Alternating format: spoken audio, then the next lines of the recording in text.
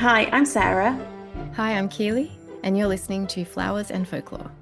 If you love flowers and folklore and odd floral facts, then you're in the right place. I'm really excited for this episode. It's going to be a new format that we're trying out. We're going to be talking about stuff that's inspiring us lately, like flowers we've worked with. Still very flower related, but it's going to be a bit more relaxed and a bit more off the cuff. So, Keely, what flowers have you been working with recently? So, I've been working with viburnum, and more viburnum lately. The first week in the course I'm doing at the moment, we were making posies, and the teacher said, order some foliage, and I ordered some foliage, and I requested some soft foliage for making a posy. And they gave me this massive, huge viburnum green. I mean, they're lovely, but also they kind of look inside out. I'm not the biggest fan, and so I still made it work. I just had to rip off a whole lot of leaves, and then the second week I ordered mint fern, and they didn't weren't able to get it in. And then the third week I ordered some mock orange, which they couldn't get in, and so I was given viburnum and viburnum lace, which is actually like the lace is really, really pretty. It's like blossoms, but it doesn't have the fragrance and it's not as fragile. So it looks stunning. And I think in the right type of arrangement, it could be just magical. But trying to use it for what I was using it for, it was it was not the vibe. I was Hmm. not loving it. But so I'm really looking forward to not using viburnum next week. Um, I ended up going foraging in my lunchtime break and like finding some gorgeous like ornamental plum foliage from a nearby like an obliging tree in a nearby street, Mhm. and so I used that, and that looked amazing, like just stunning, that purple. Um, yeah, and Geraldton wax is a new fan. I'm a new fan of. That smells like lemongrass or something. It's just gorgeous. And I also got to work with ranunculus, which was just the best fun ever. So, I've got lots of follow-up questions, so I hope that's okay. Yeah, sorry, I probably just like rambled at you. I am really jealous of like the abundance that you have access to. And I mean, I do think in Scotland there's absolutely abundance when it comes to foliage, but I just feel like you can forage stuff that's really pretty, whereas the stuff I forage is usually like dead and crispy, which is like nice in Oh, itself and probably suits yeah. my work. But I know exactly what you mean about viburnum. I really like it. And it's funny. It's just so our thing where I go, I hate this. And you go, I love it. But I will say I've only ever used it when it's had. So is when you refer to lace, like viburnum lace, is that when it has like the blossom on it or like the Yeah, so floweriness? this is viburnum lace here. Ah, yes, okay, I get you. So I don't know if So it's like a that's wood. It's essentially a wood yeah, stem with basically blossoms on it. because I don't think I've ever used it where it's just the foliage. I know it's interesting how names really differ in terms of Mm. like whether it's got a common name or things like that. And the wholesaler that I order from is based in the Netherlands, and so Oh. I often get tripped up by that. But I have a friend who is Dutch, and so she can sometimes help me out. And is that another type of viburnum that you're holding? Yeah, so that's viburnum, the foliage. And Ah. that's what they gave me to use in a posy. Okay, so for listeners, it is to me, it looks like laurel.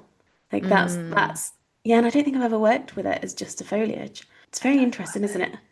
Yeah, I can see that. It's a big leaf. That would be Mm. perfect for doing like structures. Like that in an Mm. archway, you'd get such good Oh yeah, coverage. yeah. That It'd would be be gorgeous for beautiful. that. And I think Yeah. that's so what I'm learning at the moment as well, that it's so about where you're putting the flower as much as it is Yeah. about the flower itself. You can't just, yeah.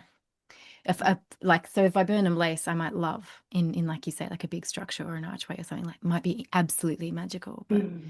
trying to put it into a gorgeous arrangement, it just wasn't working. It was really Yeah. annoying. Yeah, and I honestly think that is one of the biggest skills. And I was quite lucky when I used to work in flower shops that I did get a bit of an education into how to order things. Although when I started out, we ordered everything via fax machine, and things Oh, have, wow. well, yeah, for some people I things do have it by moved. text message now. That's so But funny. yeah, I do think the biggest hurdle is just knowing how to order correctly and yeah, just getting the right materials. And then wax flour. I'd never heard of it as gelatin wax.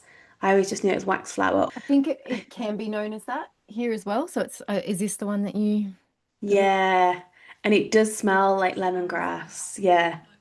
this one, Uh, funnily enough, the pink one that I got, I don't love as much as the white, but it doesn't seem to have as strong a smell as the white either, which is interesting. I don't know if Interesting. that's just this particular one or if in general the color one is not as fragrant. But yeah, I was Yeah. absolutely obsessed with the white one. I just could not believe how gorgeous it was and how long I had lived without knowing it existed. But Yeah, I would always pick that. I think it's a gorgeous filler flower. I would always pick that over something like Jip because I just hate Jip. what's Jip? Is that Baby's breath. mm. Yeah, I really Baby's hate breath Jip gets a lot of hate, doesn't because it? it smells like cat wee. Does it? It Seriously? smells appalling. And when you see, I know it's really, really popular, although I think it is kind of like the peak is obviously coming down now. But when I used to see, like, it would be quite traditional weddings where they'd have like five bridesmaids in like sage dresses and they'd be there holding their bunches of Jip. And I'm like, I hope you've sprayed that with perfume because that must be honking. Oh, really? Wow, I had no idea. Yeah. I do Yeah. have a very strong nose, so maybe it is just that. Mm. Um, But yeah, I that was a tangent, but yeah, I'd never known it as gelatin, but I would know it's funny that I can like picture the proper name in my head, but because I never say it out loud, so when I'm ordering it from the wholesaler, it will be, and I've looked it up and I still can't pronounce it, Chamlucium? I don't know how you pronounce it. But yeah, that's funny that in my head I can picture the name, but like I couldn't pronounce it. So yeah, that's I'm fascinated by that. I'm so pleased you also love wax flower. Yeah, it's Um, beautiful. in buttonholes, it looks so Oh, gorgeous as yeah. well. Yeah. Yeah, I can imagine that. And ranunculus are one of my favorites as well. So I'm Yeah, pleased we agree on that. yeah, they were really gorgeous. What about you? What flowers have you been working with this past month? So I've had two, just like a massive finale to wedding season, basically. So I've had two Ooh. really gorgeous events. I had a wedding that took place at Glasgow Botanics, and it was absolutely stunning. And it was someone who really loved flowers. And you start to notice that some people get flowers because you're just meant to have flowers and like they look nice, whatever. And then you get some people who get flowers because they desperately love flowers Mm. and they always order the best things. And to be honest, most of my customers now fall into that second category because I've been quite Oh, that's awesome. intentional. Yeah. And I do feel very lucky for that. And so, yeah, this bride was basically like, I'm 4'11". She was just like, I want it to be so big, I want it to almost be comical. And then she was just like, go wild. We kind of looked at some example bouquets that I'd done before. We came up with a color palette of blue, pink, and orange. And she was Oh, just like, perfect. just go for it. She had a heart set on blue hydrangea, which Mm. I was a bit That's a no-no apprehensive. for weddings, isn't it? A bit of a Well, it's also just getting to the end of the season as well. And mm. so it was very expensive. Like if Oh. she hadn't have requested it, I would have looked at it and been like, no, that's not happening. I mean, it did really make it, and she was absolutely thrilled with it. And then like we really went OTT. She had three orchids like trailing out the side, as well as amaranthus. So it was Oh, a beautiful. stunner, an absolute stunner, Gorgeous. and just a real like it was a real privilege to do, but like a real highlight for kind of like the end of wedding season. And then the day straight after, I had a wedding anniversary where the couple had got married during lockdown, so they'd not been able to celebrate like Oh. with all their loved ones. So they were just like, we're just gonna have a big party. And I got to work with one of my favorite event planners, and it was in a venue that's quite nearby, and it was just Perfect. Very opposite to the wedding from the day before, which was like really colourful, really bold. This one was like spooky witch vibes. We kind of had like Oh, that's cool. pastel goth. Oh, it was gorgeous. Like forest nymph. There was loads of like green moss. So I built all of the arrangements to look like they were coming out of the moss. And Oh, then that's awesome.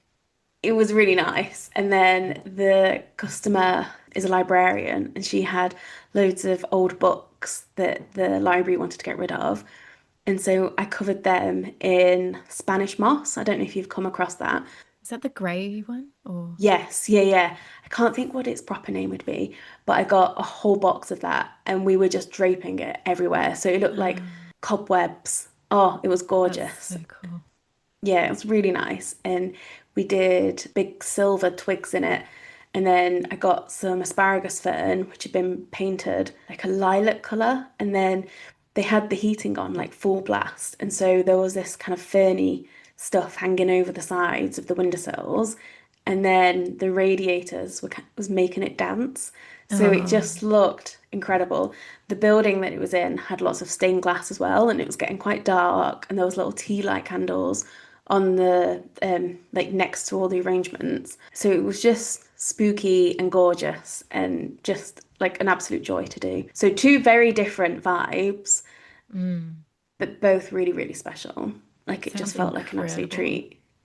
I'd Yeah. love, and we need to see pictures. We need to put pictures on our Instagram and Yes. show that because it's just the way you've described it, it just sounds so magical. What flower related things have been inspiring you recently, Keeley? At the moment, we've just gone into, actually, we haven't just gone into spring. It feels like we've just gone into spring because Canberra does this thing where we start spring and everyone gets excited, and then we have second winter. So we're coming out of our second winter. So it feels like spring is just starting. And so my garden is really looking beautiful. I have the most amazing lavender in the front garden, and it's stunning. It smells amazing. And also, it has so many little happy bees in there, and they're not like angry bees. So you can stand near them, and I can go over and I can chop some little bits of lavender off, and they don't get cranky at you. I'm just loving it. And every time I walk outside or I capture, I just see a glimpse of it, it just makes me happy. And then we've also got, this might surprise you, but I noticed today we have a beautiful white rose appearing on one of the rose bushes, and it's stunning and it has a gorgeous fragrance. And then we also have a pink rose bush which is just flowering so beautifully, and it just gives cottage garden vibes, and I'm just loving it. It's the type of roses that I actually like, so it's not the Yeah. posh annoying ones. um so that's been making me really just feel really happy and really lucky. And to be honest, at the moment I still feel a little bit like a kid in a candy store, having started this course and pivoting my entire life, my entire career away from where I have been in the last decade or more into back into floristry and back into this space of being around flowers. And I just still can't get over the fact that I get to order flowers and I get to go and pick up flowers and I get to look after them. And so I still feel really just giddy about that. And at the moment, we're diving into like elements and principles of design, which, you know, as someone who's worked in other types of design, it's just like, you know, my happy place. And so getting to bring those things into the flower world is just, it's so cool. It's so exciting. And my teacher is just, honestly, like, I wonder if she'll adopt me because she's so, like, she's so beautiful and just, she's this gorgeous, she has a really strong, thick Croatian accent, and she's, you know, had a really, you know, she's had a really interesting story, a really kind of tough life. And she often talks about how flowers kind of, you know, they gave her hope, and, you know, working with them Mm. kind of really changed her life. And just the passion that she has for them is just, it's just, every week I just can't stop smiling as I listen to her speak. It's just beautiful. And just the way she talks about how rewarding it is to work with them really makes me feel like I'm on a really good path. And I can see what she means, because even each week after we've made something, I drive over to my grandmother's house and I drop off one of the arrangements, or one or two of the arrangements that I've made, and I give them to her. And the first week I did it, she was so happy. She video called me and she was just so excited, and it just made my heart really happy. Like it just felt really lovely. That So is so beautiful, Keeley. That it it was so just, I'm cute. so pleased you shared that. And it makes me think when I was back in Floristry College, when I was 19, so such a long time ago, and I would also go and take stuff to my grandma, and she Mm. would be so over the moon. And there's just something really special about things you've created that you really care about, and then gifting them to someone else. That's just really beautiful. And we were talking before we started recording about how some people like fall into floristry, like they just want to make money, which is absolutely valid, totally fine. And there's some people who do it because it's a like a calling. And I Mm. definitely feel like for you, Keely, that it is just meant to be. And I think it's like really easy because I had a big gap where I spent 10 years working in marketing and not in floristry. And there was a part of me that feels like, oh no, I wasted my time. But similar to what you were saying, all those skills that I learned, I now Mm. get to apply to floristry and my business. And you've got such a creative eye that you've honed over the years with stuff outside of floristry that I think is just going to really enrich all of your work. I think you're going to create really special stuff. Oh, thank you so much. I really, really appreciate hearing that, especially from you with your gorgeous floral prowess. And it's funny, I messaged my friend Crystal the other day. She's been a best friend of mine for so long now. And, life gets in the way and you don't get to see each other very often. And I messaged her, she'd been messaging me like, "How are you? Where are you?" Like, you dropped off the planet. And I said, "Oh, I've just basically started a whole new life since I spoke to you last. I've started floristry. I've gone back into floristry." And she's like, "Oh, yeah, I've always secretly wondered why you didn't keep going with the floristry." And I was like, "Oh, well, okay." Like, so it's I guess it's obviously, been there. Yeah. Just was hidden and, under other stuff. So yeah, it feels really, really magical. And yeah, semi related at the moment for dance, for ballet, we're doing the Nutcracker this year for our Oh my concert. gosh, amazing. Yeah, I'm so excited. And so I have a bunch of different scenes and I've got about 5 costume changes. But we're doing Waltz of the Snowflakes with snow falling down on the stage. It's gonna be amazing. I know, right? And then we're doing Waltz of the Flowers as well. So I wake up most mornings now with Waltz of the Flowers in my head, which is not a bad thing. It's just yeah, so I'm gonna be a sparkly flower in a few weeks' time, so that'll be fun. That seems like your destiny. It's so fun. It's so fun. Yeah. And we've got the sugar plum fairy, of course, and her whole tutu is like basically made up of like petals upon petals upon petals. Like that's how it kind of falls down the skirt.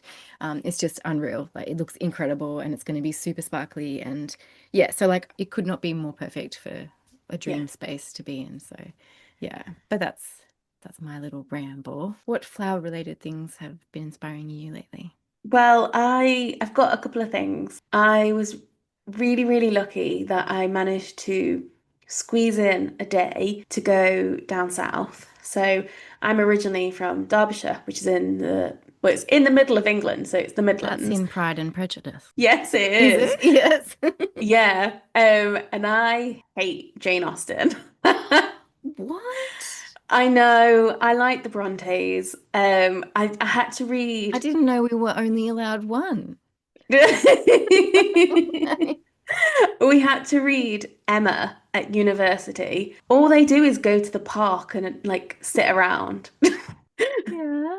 Yeah, fair. But also, but it's Yeah. So this isn't what I was going to say, but I'm sure it's one of the films. Oh, I bet there's people who are going to be really mad, but there's one of the films with Pride and Prejudice that they feature Chatsworth House, which is one of my favorite places to go, which is in Derbyshire. And we used to go there a lot as kids. And I'm going this December because they always do a oh, big like jealous. Christmas thing. Oh, the Christmas. Yeah, I've Yeah. watched it on telly. Oh my It's gosh, it's amazing. stunning. So I've been the last couple of years and it's just special. And I'll usually do it on my own. I'm doing it on my own this year because by that point, I am so done with talking to people because I have Mm. like 3 solid weeks of wreath workshops. And so then I go and do nice things on my own with my headphones on so no one disturbs Ah. me. Anyway, that was not what I wanted to tell you about. I was going to tell you about a different house in the Midlands. So yeah, I wanted to tell you about Haddon Hall, which I got to go and visit on the way down to the Midlands for a floristry course. So it was a mad 2 days, and I have an electric car as well. So when we do long distance, it's a really old electric car. So when I do long distances, I have to factor in charging it on a very slow charger, and it can be a bit hectic. Ah. And so I had 2 days where I needed to get down to the Midlands, and I was just like, I'm gonna try and squeeze in a trip to Haddon Hall. And so they had this exhibition on called Magic, and it was like magic. It was genuinely magic. So Haddon Hall is has been so well preserved. It really feels like you are stepping back in time. So for people who didn't grow up in Derbyshire, Haddon Hall is a medieval manor house, and one of the reasons it's so special is because it basically has been owned by the same family for over 900 years. And for huge chunks of time, I think there was maybe like 200 years where no one lived there. So much of it is untouched. And then obviously, like throughout the years, people have added bits on here and there. It's really great as like a living historical monument, I guess. So it's beautiful. There was an exhibition running called Magic, which was all about the charms, rituals, and superstition in Elizabethan England. And it was just excellent. So I was driving to the speed limit, but making sure I would get there on time. And I had an hour to go around the whole exhibition. And the second you step in, it was just, you feel like cloaked in magic and folklore. And Wow. there was a little introduction from one of the volunteers. And then I was just immersed. So I started in the kitchens, and they had like a big display of apples, like they'd kind of replicated like an apple tree in the kitchens. And then there was things to look out for. There was a little exhibition on like broomsticks, but they kind of like tied it all in with which area you were in. It was so well researched, but they'd had a florist come in and decorate the whole place. So the apple tree looked incredible, but just throughout, like around the doorways, there would be big arches made from dried materials. Like I think there was oak leaves everywhere, and they had suspended candles. And so it was like the exhibition was beautiful in terms of like learning so much about the importance of folklore and cunning folk and things like that, and like things related to herbs and all gorgeous stuff like that. But then from a florist point of view, being able to witness someone else's work, and I tried to have a look to see if I could find out what company had done it, because I would just love to see more of, I mean, they probably wouldn't share behind the scenes stuff, but it would just be fascinating. Like it would be nice also to like just be able to like credit them for their work, because it just blew me away. And then I think the fact that Haddon were aware that it would be like the whole exhibition would be lifted up by having like the craftsmanship of having a florist on site. So it was just beautiful. I'll share some clips on Instagram. But the whole point of going down to the Midlands was to do a floristry course, and it was just for one day. It was called the Season of Abundance. It was working on large scale stuff. So I have done a week at McQueen's Flower School where we did installations. And so that was doing like big flower walls. And in fact, we built a tree as well. We built a tree using bark, and then all of the blossoms were wax flower. I'll find you a Oh, picture because wow. it was incredible. It Yeah. was like Amazing. 7 foot maybe. It was enormous. Wow. So I have done installations at McQueen's, and I've done like archways and things like that in my business, but I've never learned how to do humongous urns. That was one of the things that I really wanted to do, was like a massive urn. And so we just got let loose essentially in this church in like this quaint village in Melton Mowbray. The florist who led it she's called Sophie, and then she had her like someone who she works with quite a lot. The two of them were there showing us stuff, and just being able to see like the mechanics was mind blowing. Mm. And Sophie had done Pixie Lot's wedding, so she'd done some. She's a singer. She's like Okay. yeah. So Sophie's been like in Vogue and things like that, and has just done really large scale weddings. Just getting to see like the technical bits of how you make it happen, and not just how you make it happen, but how you make it happen safely as well. So I could make a massive urn, but if I've not secured it down, then I'm not going to be making more Yeah. urns again. No, or much of anything. Yeah. So it was just incredible to do. So we ended up having, I think there was 3 urns in total. The one we made, I don't know, maybe 8 foot. Like it was enormous. Like Wow. absolutely enormous. Huge. The amount of materials we needed was just mind-blowing. Yeah. And then there was huge pillars in the church. So they got wrapped in foliages and flowers as well. We did a big chandelier and we used bark of eucalyptus trees. It was Oh, really weird, but I loved it. And then there was like a huge archway outside the church, but I don't even know if I could call it an archway because it was so big. Like just it filled, there was like a pathway up to the church and it just ran the length of the pathway. And to be able to work on like just such a large scale thing, we took ownership of like certain bits and pieces. So it was me and 2 others who built one massive urn. So we did kind of get own those mini projects within the larger installation. It was just incredible to see it all come together. Yeah, it made me realize how much I value investing in my craft because I just mm, from a day I learned so much. I took about 2 pages of A4 notes. Like it was just, wow. yeah, just incredible. I just left feeling so light. And then I had to drive back to Glasgow, which was, if I wasn't charging the car, it'd be about 5.5 hours. And I think for the whole drive home, I just had like this big grin on my face. And it was just like this I intense, love that. yeah, it was so good. Just like this day, getting to go to Haddon, doing this like one day with Sophie, it was just really special, and it got me proper into like the autumn vibes because yeah, it Yeah. was a lot of like reds and like orangey foliages and things like that. So Stunning. beautiful. Absolutely stunning. Like I mean that just it just sounds so incredible. And I was just looking at some pictures of the magic exhibition. Just it literally just looks, yeah, so otherworldly and Yes. incredible. And how amazing as well to be working with other florists and learning from such an amazing florist, learning how to do things on such a big scale and working together. And I mean, you probably connected with people like that you'd stay in touch with Yeah. as well, because that kind of thing, you know, you want to kind of keep in touch after something Yeah. like that. You feel like you've bonded for life. You know, what an amazing opportunity. Yeah. 100%. And what's funnier is there was another florist there who was also from Glasgow, and we'd both traveled down, and I'd never met her, and we both just happened to be there at the same time. And I was like, what are the chances? That's crazy. Far out. Yeah. That's awesome. It's good to know as well. You've got a second person around that if you guys ever needed to team up, Yeah, you know, it's a good way to, that's awesome. absolutely. If anyone would like to see the photos from Season of Abundance, I shared the other week, maybe 2 weeks ago, on my Substack, which is called The Foibles of a Florist. I did a floral essay that was dedicated to this trip down to the Midlands. So I'll put a link in the show notes if you want to go have a little nosy. As you can probably tell, me and Keeley love to hear and share stories. Our listenership is actually like spread across the world. I find it fascinating that Keeley experiences seasons and flowers that are so different to what I experience here in Scotland. And so, if you, regardless of where you are in the world, would like to share about some local folklore or a connection you have with a flower, please write in and we will read whatever you share with us on the podcast. The best way to get in touch is via email. We'll include it in the show notes, but the address is flowersandfolklorepodcast@gmail.com. You can also find us on Substack as well. We'll put a link in the show notes, but just get in touch however you want. And we would love, love, love, love, love to hear from you.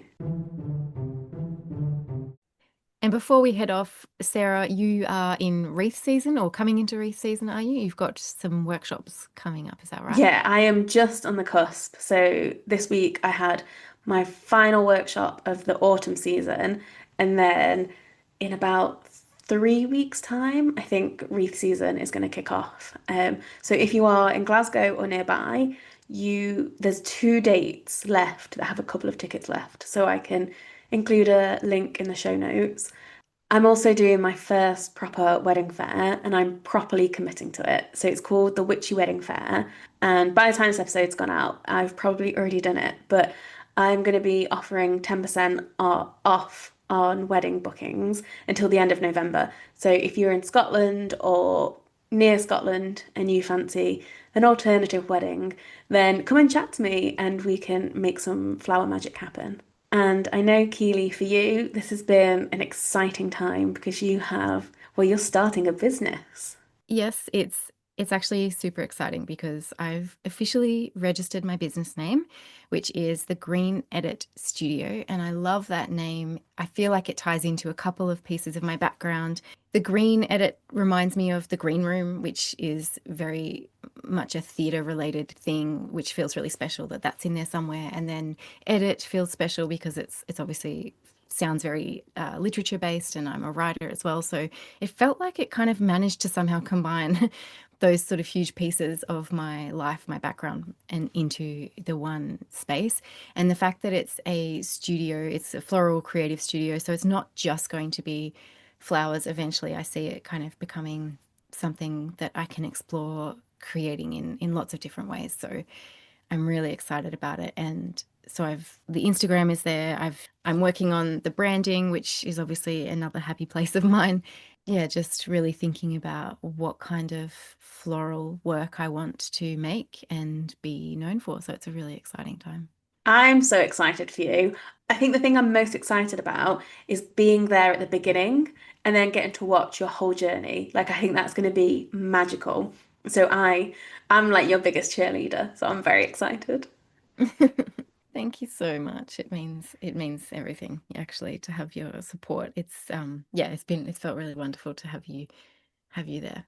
Thank you so much for listening. Keely and I could chat to each other all day long. So I hope you And we do sometimes.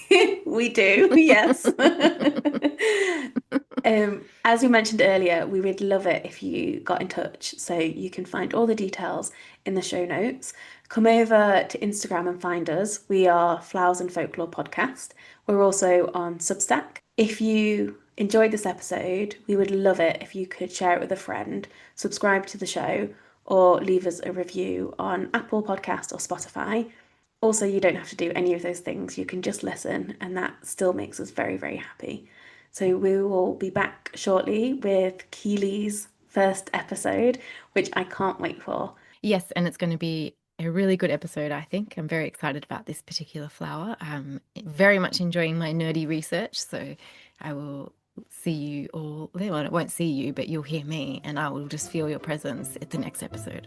So, until then, goodbye.